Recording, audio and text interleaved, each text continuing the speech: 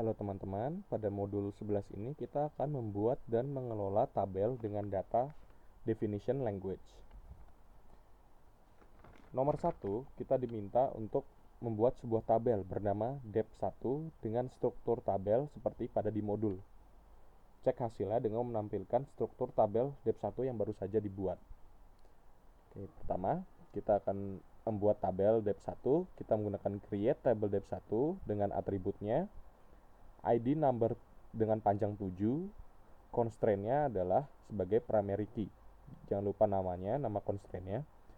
Lalu atribut kedua adalah name. Dengan tipenya varchar 2, panjangnya 25.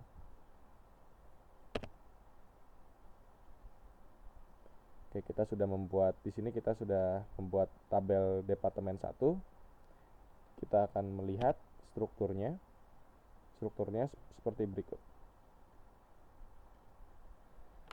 Lanjut ke nomor 2, isi data departemen 1 tadi dengan data yang diambil dari tabel departemen. Pilih kolom yang sesuai dengan struktur tabel departemen 1. Karena itu kita melakukan insert into departemen 1, select departemen ID, departemen name from department. Di sini sudah ada 27 baris yang terinsert. Coba kita tampilkan.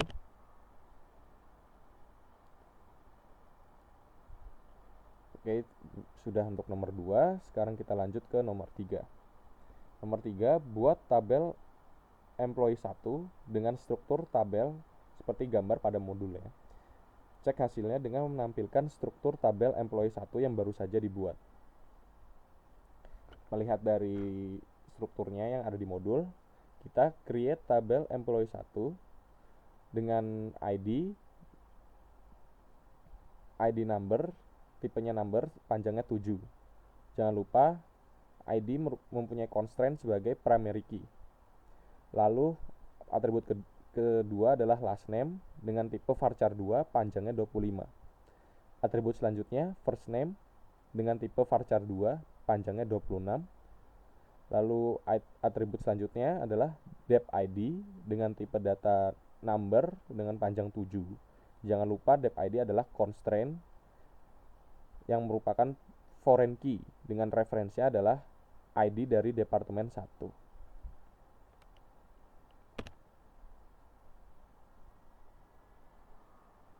Kita jalankan.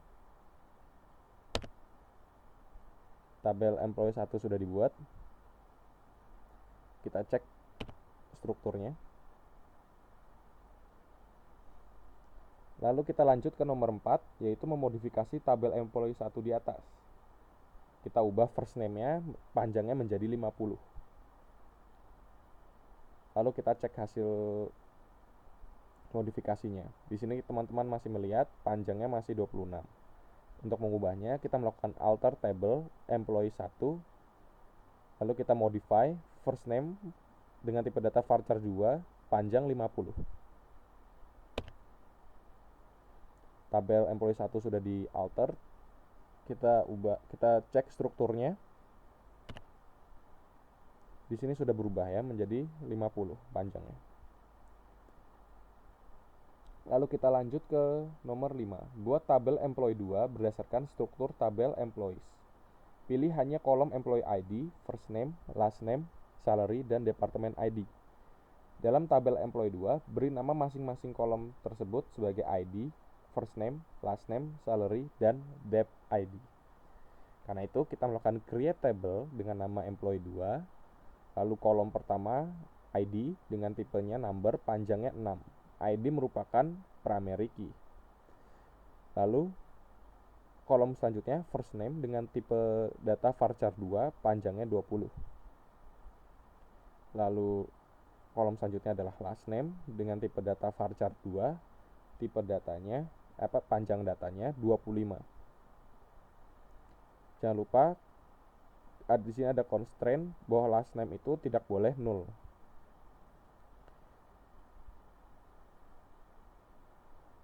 Lalu kolom selanjutnya adalah salary dengan tipe data number, panjangnya 8 dengan panjang angka di belakang koma yaitu 2.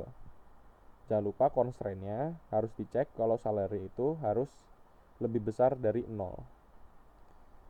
Lalu untuk yang kolom terakhir yaitu dep ID dengan tipe data number panjangnya 4. Di mana constraint-nya adalah departemen ID ini merupakan foreign key dari ID dari departemen 1. Kita buat tabelnya.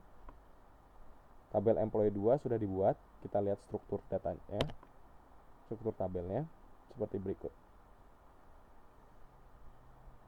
Kita lanjut ke nomor 6. Nomor 6 kita diminta untuk drop table alias menghilangkan tabelnya dari tabel employee 1.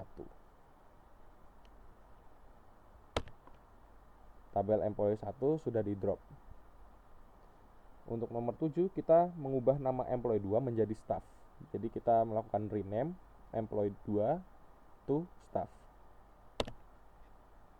Tabel sudah di rename, sudah diganti namanya. Lalu untuk nomor 8, drop kolom first name dari tabel staff. Cek struktur tabel staff. Pertama kita cek dulu tabel staffnya. Di sini masih memiliki first name. Lalu kita melakukan alter table staff. Kita drop kolom first name. Tabel staff sudah di alter. Kita cek lagi. Di sini first name sudah tidak ada. Kita lanjut ke nomor 9. Cek apakah Anda masih memiliki tabel employees 2 yang ada pada contoh 2. Jika belum, maka dibuat. Karena saya belum membuatnya, di sini saya akan membuat tabel employees 2 seperti pada contoh 2. Tabel employees 2 sudah dibuat.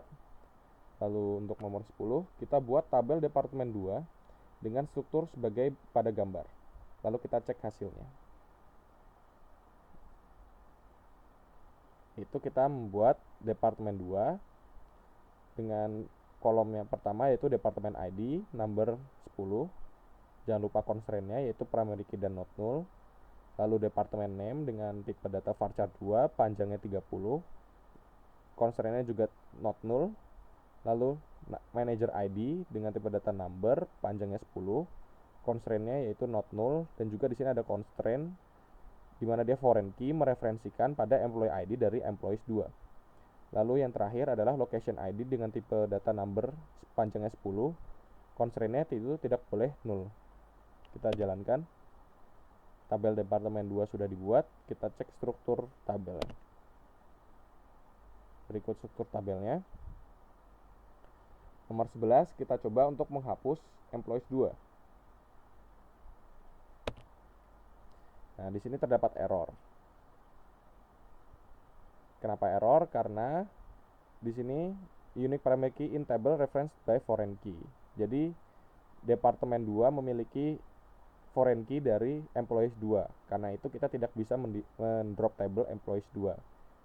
Kita lanjut ke nomor 12 yaitu hapus table departemen 2 dan apathy apa yang terjadi. Tabel departemen 2 berhasil didropkan. Lalu kita coba ulangi langkah 11 yaitu menghapus employees 2.